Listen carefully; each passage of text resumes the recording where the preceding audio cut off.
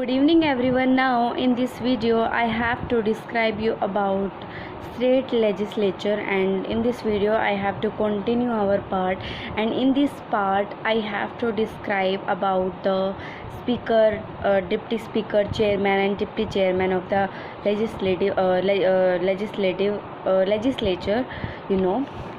सबसे पहले हम इसमें प्रिजाइडिंग ऑफिसर्स की बात करेंगे, जो कि स्पीकर और डिप्टी स्पीकर होते हैं और चेयरमैन और डिप्टी चेयरमैन होते हैं। तो इसके अंदर सबसे पहले बात आती है speaker of assembly, speaker of legislative assembly. Election कैसे होते हैं? सबसे पहले हम इसके जो स्पीकर इलेक्ट किए जाते हैं by the assembly from amongst its member, उसके मेंबर्स में से ही किया जाता है। और क्या कहते हैं, if office of speaker falls vacant, अगर ऑफिस जो स्पीकर का है वो क्या कहते हैं खाली पड़ा है तो नया मेंबर इलेक्ट किया जाएगा। उसके बाद आ जाती है बात इसकी टर्म की। Speaker remain in office during the life of the assembly, जितना टाइम लाइफ है उतना टाइम ही स्पीकर वहाँ पे रहेगा।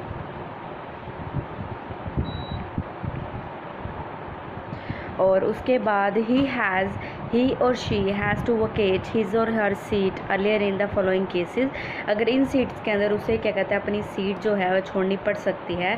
Ceases to be a member of assembly, अगर किसी भी वजह से अगर वो डिसक्वालीफाई हो जाता है, डिसक्वालीफिकेशन के अंदर चला जाता है, तो ऑटोमेटिकली वो मेंबर ऑफ असेंबली बंद हो जाएगा, या फिर वो रिज़ाइन दे देता है और वो अपना रेजिग्नेशन डिप्टी स्पीकर को देगा।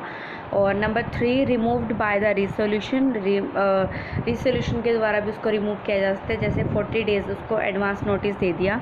और फिर when the resolution is under the consideration she can't decide at the sitting tough she may be as present.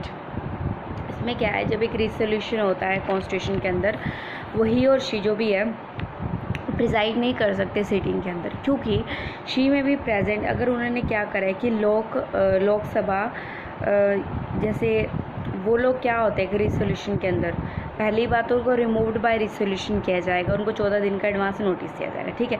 Resolution के अंदर क्या होता है, जब उन्हें वो प्रिजाइड सीटिंग के अंदर प्रिजाइड नहीं करेंगे, वो जैसे लोकसभा के मेंबर्स बैठते हैं नीचे, वो वैसे नीचे बैठते हैं।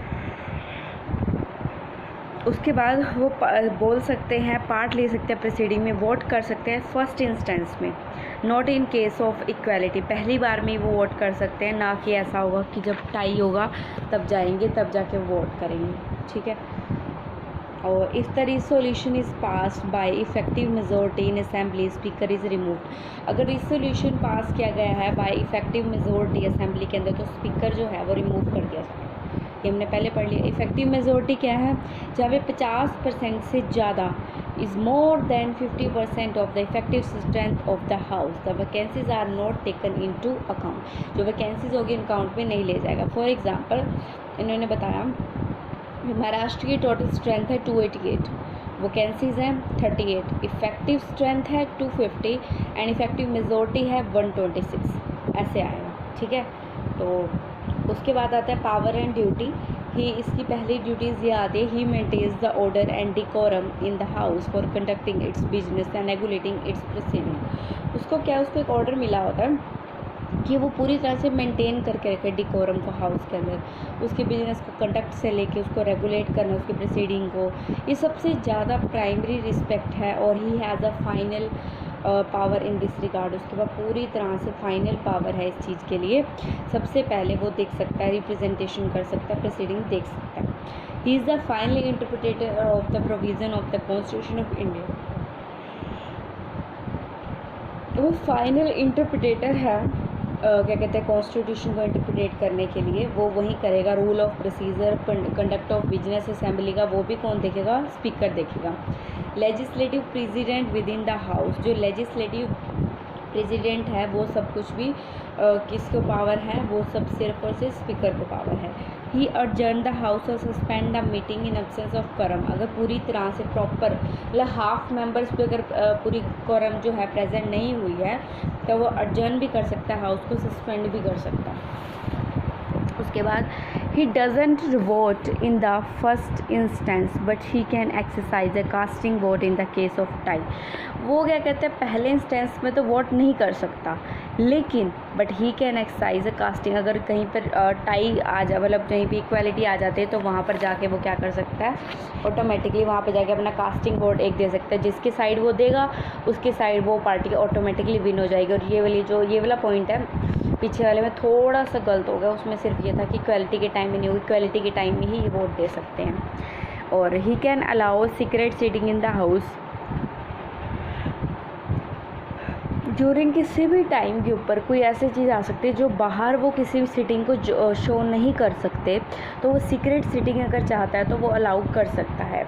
ही डिसाइड वेदर अ बिल, और ये स्पीकर ये डिसाइड करता है कि ये बिल जो है वो मनी बिल है या नहीं है, और जो उसका डिसीजन होगा इस क्वेश्चन के अंदर वो फाइनल होगा। He decides also the question of disqualification of a member of लोक सभा, ये भी डिसाइड करता है जो मेंबर के जो लोकसभा के मेंबर हैं वो डिसक्वालिफिकेशन किस जगह के ऊपर है, rising on the ground of defection under the provision, जो डिफेक्शन जो कि 10 शेड्यूल की डिफेक्शन के अंदर आ गए। 8th पॉइंट है he appoints the chairman of all the committees of the assembly and supervise their function, ये अपॉइंट करता है चेयरमैन सभी कमेटी के असेंबली के चेयरमैन्स को भी ये अपॉइंट करता है, सुपरवाइज भी करता है उनकी फंक्शनिंग को, स्पीकर करता है ये। He himself is the chairman of the business advisory committee, और ये आल्सो ये एक चेयरमैन भी है बिजनेस एडवाइजरी कमेटी का, और रूल बनाए जाते हैं और जनरल पर्पस कमेटी के लिए वो भी उसको भी सुपरवाइज ये चेयरमैन होता है ये स्पीकर। जो लोकसभा का स्पीकर होता है और यहाँ का उनका ये होता है कि ये लोकसभा का स्पीकर जॉइंट सिटिंग में बैठ सकता है बट असेंबली का स्पीकर नहीं बैठ सकता, ठीक है। और उसके बाद डिप्टी स्पीकर ऑफ असेंबली, अब डिप्टी स्पीकर इलेक्शन कैसे होते हैं, सेम होते हैं। Is elected by the assembly bye from among its member after the speaker, speaker के बाद होते हैं लेकिन सेम है अपने उसके मेंबर्स में से होता है। If office of deputy speaker falls vacant elects new member, अगर जो ऑफिस है डिप्टी स्पीकर का अगर वो खाली है तो वो न्यू मेंबर्स को इलेक्ट कर सकते हैं। टर्म सेम है स्पीकर, अब उसके बाद जो लेजिस्लेटिव असेंबली के स्पीकर की डिप्टी स्पीकर की जो टर्म है वो सेम है स्पीकर की। वो टर्म क्या थी यहाँ पे हमने पढ़ी है बहुत अच्छे से। Speaker remains in the office during the life of the assembly, he or she has to vacate his or her seat earlier in the following cases. Number 1, ceases to be a member of assembly, resign by writing to the deputy speaker and यहाँ पे deputy speaker को resign करें तो resign by writing to the speaker, ठीक है। Removed by resolution 14 days advance notice has to be given, and when the resolution is under the constitution she can't preside at the sitting, ठीक है। Same as a speaker, सब कुछ same होगा, सिर्फ deputy speaker जगह speaker आ जाएगा। उसके बाद panel of chairman of legislative assembly, panel कैसे बैठते हैं इनके, ठीक है। Speaker nominates from among as the member of a panel of a chairman, panel of chairman को स्पीकर नॉमिनेट करता है मेंबर्स में से, ठीक है। Any one of them can preside over the assembly, कोई भी प्रिजाइड कर सकता है असेंबली को in the absence of the speaker और डिप्टी स्पीकर, ठीक है।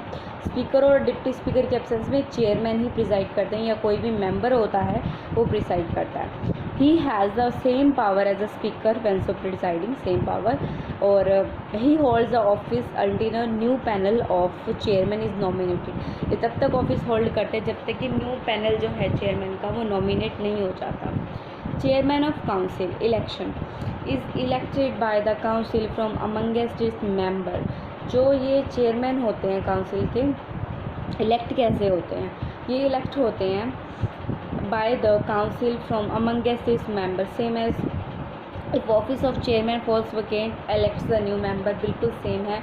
रिमूवल क्या होता है, ये डिप्टी चेयरमैन को रेजिग्नेशन देते हैं, बाकी सब जैसे पहले स्पीकर की पड़ी है वैसे रिमूवल यहाँ पर सेम है। और उसके बाद if the resolution is pass by effective majority in assembly speaker is removed, as we all know that. Powers and function same as speaker, the speaker has a one special power that is, वो ये देख सकता है कि money bill हो ये है या नहीं है, बट ये पावर चेयरमैन के पास नहीं होती। उसके बाद डिप्टी चेयरमैन ऑफ काउंसिल, जैसे सेम जो डिप्टी जैसे उसको इलेक्ट करना, रिमूव करना, वो सब पावर्स वगैरह सब सेम है उसकी चेयरमैन की तरह, लेकिन यहाँ पे सिर्फ एक फ़र्क आएगा, जो पावर्स हैं इसकी, उसके अंदर एक पावर ये आती है कि जब चेयरमैन की सीट वैकेंट होती है तो वहाँ पे डिप्टी चेयरमैन प्रिजाइड करते हैं, ठीक है। उसके बाद एक पॉइंट और ये भी है, the chairman nominates from amongst the members of a panel of vice chairman, any one of them can preside over the council in the absence of the chairman और deputy chairman. He has the same power as the chairman when so presiding he holds the office until a new panel of vice chairman is nominated. जो chairman है nominate किए जाते हैं अपने ही panel of vice chairman में से किसी में से भी, जो प्रिसाइड करते हैं over the council in the absence of the chairman और deputy chairman. He has a same power as a chairman, same power होती है उसकी वजह चेयरमैन की पास होती है। और मैन सो प्रिसाइडिंग और he hold the office until a new panel of vice chairman is nominated. ये तब तक ऑफिस होल्ड करता है जब तक एक न्यू पैनल वाइस चेयरमैन को नॉमिनेट नहीं किया जाता। काफ़ी हद तक इसकी पावर सेम है, बस थोड़ा बहुत कन्फ्यूज़न रहता है, उसको थोड़ा ट्रिकी पॉइंट है, थोड़ा सा उसको क्लियर करना पड़ता है, बस दैट्स इट। Thank you.